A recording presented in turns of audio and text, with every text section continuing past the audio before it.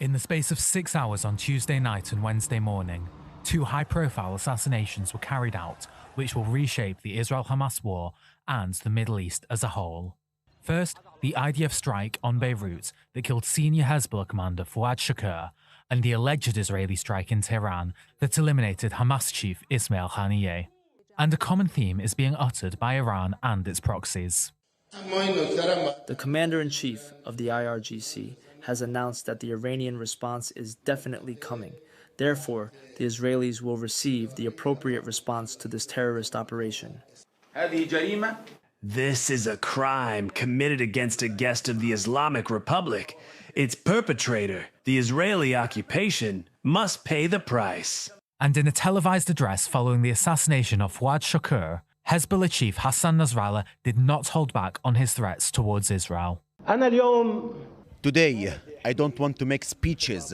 I will be good with one sentence. This enemy and those who support him await our response, which will come for sure, God willing. There's no question there will be a response. The coming days, the coming nights, and the ground will prove it. But what price will Israel pay exactly? Well, according to the New York Times, Iranian Supreme Leader Ayatollah Khamenei has authorized a direct strike on Israel in retaliation for the assassination of Haniyeh, who was killed on Iranian soil. And this will not be a new experience for Israel. In April, Iran fired 300 ballistic missiles, cruise missiles, and drones at Israel in retaliation for an IDF strike on the Iranian embassy in Damascus, targeting IRGC commanders.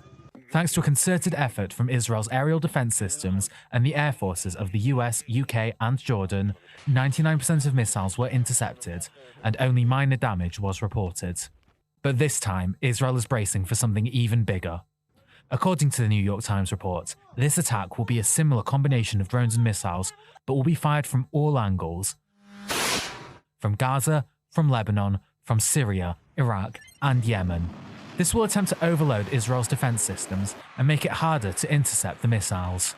And with last month's Houthi drone evading Israeli detection and killing an Israeli in Tel Aviv, Iran's proxies have shown that they are prepared and capable of reaching everywhere in Israel. Last April, it took 2 weeks following Israel's strike on the Damascus embassy for Iran to attack Israel. But due to the fact that the regime is better prepared now, the wait is expected to be considerably shorter, with some fearing it will be as early as this weekend. As a result, some airlines, such as United, Delta, and British Airways, have halted flights to Tel Aviv. As of yet, there has been no news from Israel's Homefront Command, with civilians urged to stay calm but vigilant for any changes. I am wrapping up a visit to Homefront Command. General, I am impressed by the important work that has been done so far. This is, of course, from our preparation for what is to come. Israel is at a very high level of readiness for any scenario, both defensively and offensively.